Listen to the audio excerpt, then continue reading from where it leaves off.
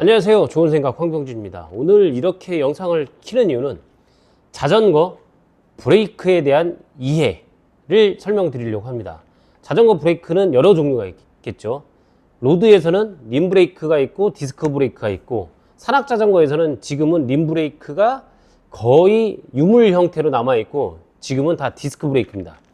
그러면 이제 왜 이런 이야기를 드리냐면, 브레이크에 대한 이해를 하고 있어야지만 작동하는 것도 조금 더 이해를 할 수 있을 거라고 생각을 해서 이 말씀을 드리는데, 자, 보시면 MTB, 산악자전거에서의 브레이크, 사이클, 최근에 나오는 건 다 유압식 디스크 브레이크가 나오는데 똑같은 동일한 유압식 디스크 브레이크입니다. 그러면 두 개 다 잘 모르시는 분들은 얘도 유압식 브레이크, 얘도 유압식 브레이크 같다라고 생각을 할 수 있습니다. 물론 브레이크는 같습니다.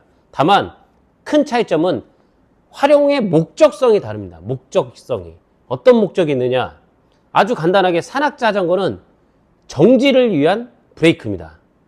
가다가 정지를 하기 위해서, 또는 주행 중에 브레이크를 작동을 해서 바퀴를 제동을 해서 멈추는, 한마디로 락이라고 해서 바퀴가 돌지 않게끔 하기 위한 브레이크입니다.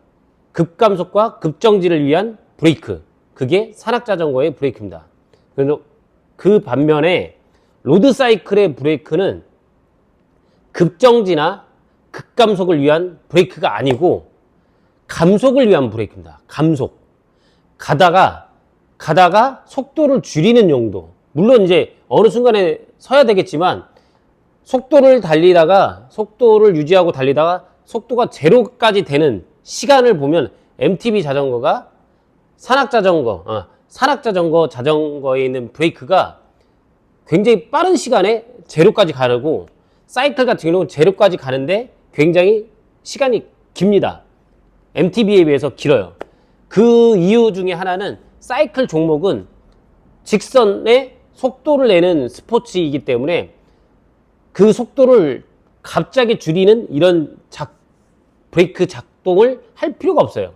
그렇기 때문에 림 브레이크에서 디스크 브레이크로 나왔다가 UCI 인증 어쩌고저쩌고 하다가 잠시 사라졌다가 다시 나온 이유가 뭐냐면, 두 가지를 다 써보신 분은 알 거예요. MTB 브레이크 같은 경우는 굉장히 급감속을 합니다.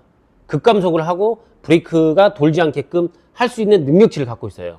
그렇기 때문에 어떤 산에서의 스킬을 구사하려고 할 때 브레이크를 과도하게 잡아서 바퀴를 잠궈서 뒷바퀴를 돌리고 이런 형태의 스킬을 할 수 있어요.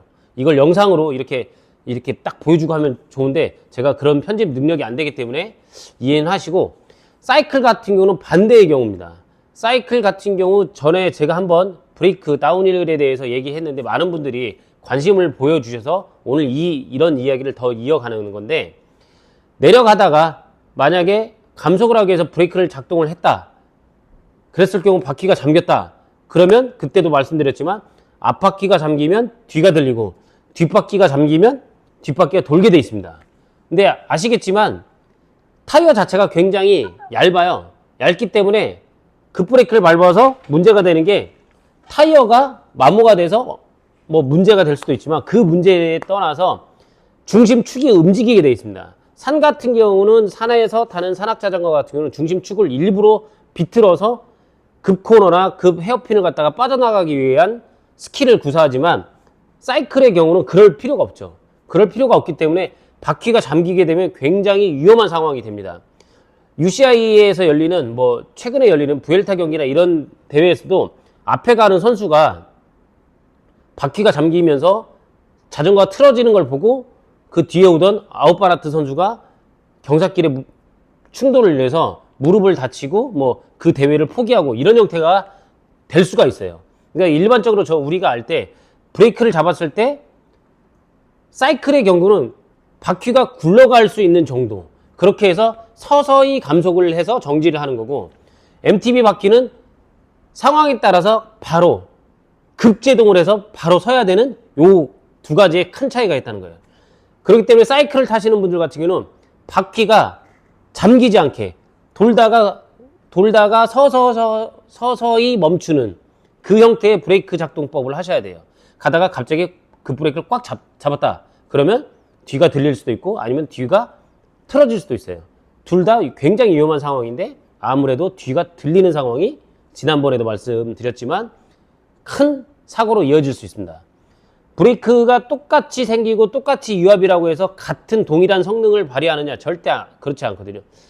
개인적으로 산악자전거를 오래 타다가 림 스타일, 림 브레이크의 로드 자전거를 탈 때 로드에 디스크가 접목된다고 해서 제가 저만의 생각으로 와 미쳤다. 왜 그러냐면 얇은 바퀴를 순간적으로 잠갔을 경우 이 자전거가 균형이 틀어질 수 있기 때문에 그렇게 하면 대형 사고가 날 건데 아니 왜 이런 짓을 하지? 라고 했는데 이건 역시 제 사소한 개인의 생각. 시승용으로 제가 유압 브레이크를 타보고 난 다음에 깜짝 놀랐던 것 중에 하나가 MTB 브레이크의 유압 방식과 동일할 거라고 생각했던 게 착각이었다는 거죠. 그게 착각이었고 실제 잡아보니까 림 브레이크와 성능은 거의 비슷합니다. 물론 림 브레이크보다 조금 더 제동이 잘 돼요. 그러니까 일반 사이클에서 림 브레이크보다 디스크가 조금 더 제동이 잘 됩니다. 근데 어디서 효과를 발휘하느냐? 한계령이나 이런 데에서 다운을 할 때 막 내리막 갈 때는 림 브레이크 같은 경우는 굉장히 이 팔이 되게 아프거든요. 계속 잡고 해야 되는데 유압 브레이크는 일정한 압으로 계속 잡아주기 때문에 그럴 필요가 없는 거죠. 굉장히 안전성이 있다는 거죠. 그런 부분으로 개발이 됐다는 걸 보고 느끼고 제가 직접 느끼고 역시 개발하는 사람들은 대단하다. 그래서 돈을 많이 버는구나 이 생각이 들 정도로 성능 자체가 완전히 다릅니다. MTB에서 사용하는 유압식 브레이크와 사이클에 사용하는 유압식 브레이크는 성능 자체가 다 완전히 달라요. 다시 말씀드리지만 산악자전거에서는 급감속과 정지를 위한 거고 사이클에서는 서서히 감속하는 정도의 왜냐면 앞에 돌발이 상황이 터지면 내가 급감속을 하는 게 아니라 정지를 하는 게 아니라 감속을 하면서 상황 판단을 하고 내가 서야 되겠다 아니면 여기를 이 상황을 피해 나가겠다 요렇게 판단할 수 있는 시간을 버는 게 사이클의 유압식 브레이크입니다. 요 두 가지를 갖다가 잘 이해를 하고 계신다면 조금 도움이 될 거라고 생각을 합니다. 여기서부터 각각의 파트에 대한 이해가 될 것 같아요. 산악자전거는 급정지가 필요한 스포츠지만 사이클은 고속주행을 하기 때문에 속도를 유지하는 거에 가장 우선적으로 모든 장비가 세팅이 되어 있습니다.